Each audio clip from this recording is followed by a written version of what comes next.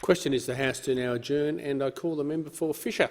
Thank you, Mr Speaker. It's now clear that after this week's Queensland state election, Labor will not be able to govern alone. Their only slim chance lies in a coalition with the Greens. But unlike the major parties, the Greens face no real scrutiny of their policies. Most voters know that the public image of the Greens, that is, that they are focused on climate policy. However, without proper scrutiny, it is difficult for those same voters to be fully informed about the ruinous economic and social policies that lie beneath this so-called warm and fuzzy propaganda. For most Queenslanders, the Greens' full vision for our state is an economic wasteland of subsistence handouts, crime and poorly run state-owned businesses for everything, and which disincentivises small business and would be fundamentally unacceptable. At the last federal election, Queenslanders totally rejected the Labor Party's high-taxing agenda. However, if you thought Labor's new $387 billion worth of new taxes were bad enough, just take a look at the Greens. The Greens openly admit that their so-called plan for economic recovery is to impose, this is just in Queensland, $67 billion in new taxes in just 4 years.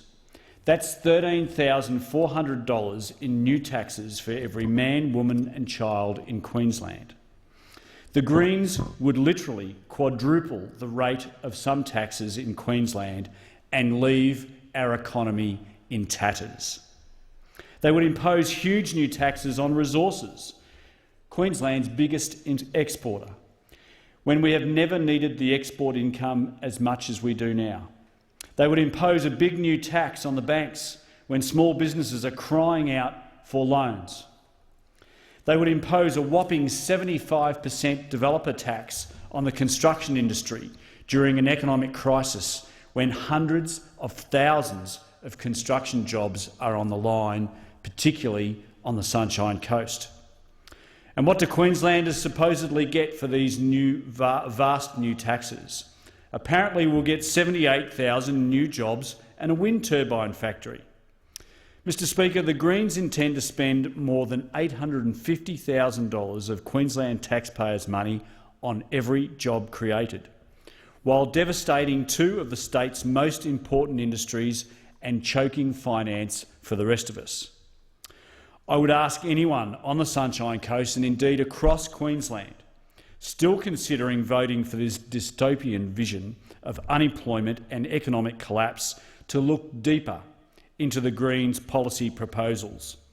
On law and order, the Greens want to legalise public drunkenness and dangerous drugs in Queensland, ban young offenders from being charged with criminal offences, no matter how serious their crimes, and scrap many of our state's prisons.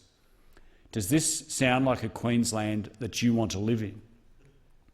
At a federal level, and let's face it, they take their leadership across the board, at a federal level, the Greens have opposed the federal government's security legislation on nearly every occasion that cognate legislation has come before this place.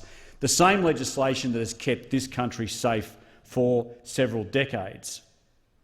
They want to ditch the ANZUS alliance and cut military spending to boost the aid budget at a time of the greatest geopolitical insecurity since World War II.